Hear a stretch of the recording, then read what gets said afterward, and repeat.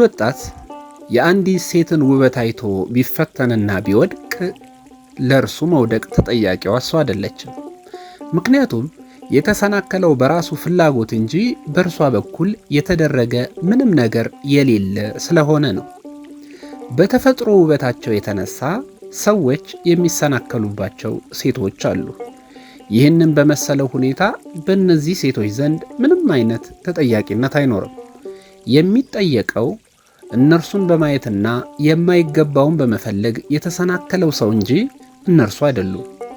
ለምሳሌ የአባታችን የአብርሃምን ሚስት ሳራን ከውበቷ የተነሳ በመጀመሪያ ፈርዖን በኋላ ደግሞ ንጉሥ አቤሜሌክ ተሰናክለውባት ወደ ቤተ መንግሥቶቻቸውም ወስደዋት ነበር። በሁለቱም ጊዜ እርሷ የምትጠየቅበት ምንም ምክንያት አልነበረም። ነገሥታቱ ከገዛ ፍላጎታቸው የተነሳ ተፈትነው ተሰናከሉ እንጂ እሷ ያደረገችው አንዳችም አስተዋጽኦ አልነበረም።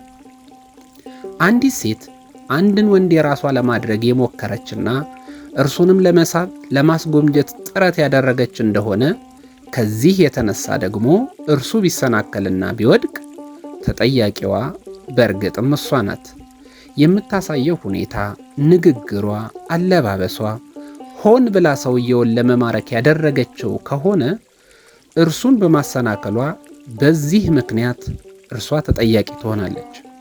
ከዛ ውጪ ግን ሰው በራሱ ድካም ከተሰናከለ በኋላ በሌሎች ሰዎች ላይ ለማመካኘት ቢሞክር እንኳን ራሱን ከተጠያቂነት ሊያድን አይችልም። ከማመካኘት በፊት ራስን አጥርቶ ማየት ያስፈልጋል። ጌታችን ኢየሱስ ክርስቶስን በወንጌል ዓይንህ ጤናማ ብትሆን ሰውነትህ ሁሉ ብሩህ ይሆናል፣ ዓይንህ ግን ታማሚ ብትሆን ሰውነትህ ሁሉ የጨለመ ይሆናል በማለት ተናግሯል። ብዙዎች የሚሰናከሉት ዓይናቸው ብሩህ ስላይደለ ነው። ኃጢአት በዓይናቸው ውስጥ በመሆኑ የሚያዩት ሁሉ ለኃጢአት ይቀሰቅሳቸዋል። ስለዚህ ከነዚህ ሁለት አይነት ማሰናከዮች ራስን ማራቅ ይገባል። አንደኛ፣ ከሰዎች ጋር ወደ መዳራትና ሌሎችን በመፈተን ለመውደቅ ከሚያበቃ መሰናክል ራስን ማራቅ ነው። ሁለተኛው፣ በተፈጥሮ ንጹሕ ሆነው ነገር ግን ለመሰናከል አመቺ ከሆኑ አጋጣሚዎች ራስን ማራቅ ነው። ያው ከደካማ ባህሪ የተነሳ መውደቅ ሊመጣ ስለሚችል ማለት ነው።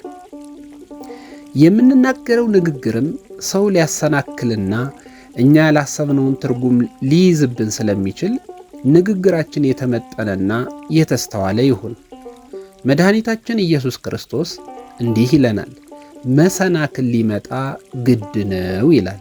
ስለዚህ መሰናክል መምጫው ግድ ከሆነ የምንኖረው ደግሞ በማሰናከያና በፈተና በተሞላ ዓለም ውስጥ ስለሆነ እንክርዳድና ስልዴ ተደባልቀው በአንድነት በሚኖሩበት ዓለም ውስጥ በመሆኑ ያኔ እኛ መቆሚያችን የት ሊሆን እንደሚችል ካሁኑ ማሰብና መዘጋጀት ተገቢ ነው።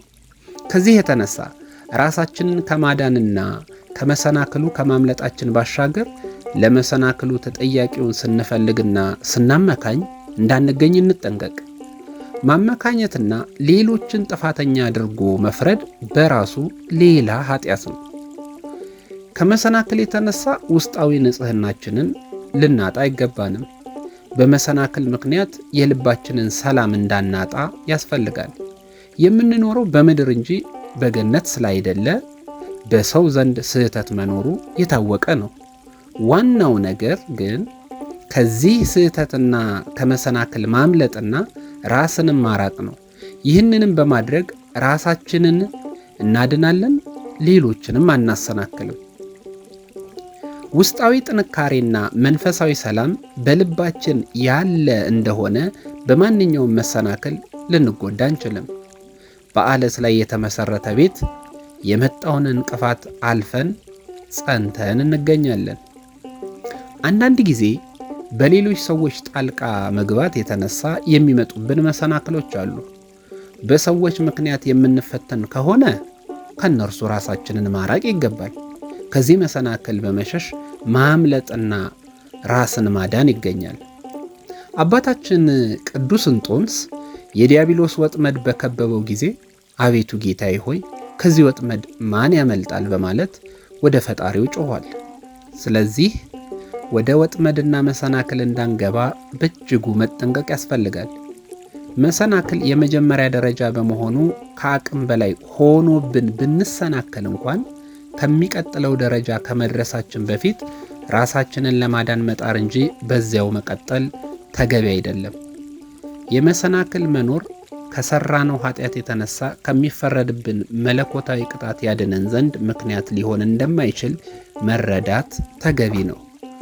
ምክንያቱም የሚመጣውን ፈተና ለመቋቋም የሚያስችለው የእግዚአብሔር መንፈስ በውስጣችን ነውና፣ እርሱም ከሥላሴ በተወለድን ጊዜ የተሰጠን ጸጋ መንፈስ ቅዱስ በመሆኑ በመንፈስ ቅዱስ አጋዥነት የመጣብንን መሰናክል ልንወጣ ይገባል።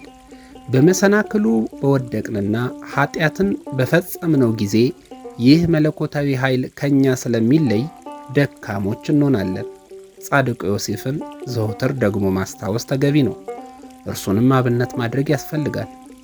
እርሱ ምንም እንኳን ፈተናው ከፊቱ የተደቀነበት፣ ፈተናውም ኃይለኛ ቢሆንም በጽናትና በትዕግሥት መሰናክሉን በድል ተወጥቶታል። መሰናክል ለተወሰነ ጊዜ የሚያጋጥም ነው። ከታገሱት ወዲያው ሊያልፍ ይችላልና ከትዕግሥት እጦት የተነሳ ተሰናክሎ ላለመውደቅ ጸንቶ ራስን መጠበቅና መጠንቀቅ ይገባል። ይህ ጽሑፍ የንስሐ ሕይወት ከተሰኘው ከብፁዕ አባታችን አቡነ ሽኖዳ ሳልሳዊ መጽሐፍ ላይ የተገኘ ነው።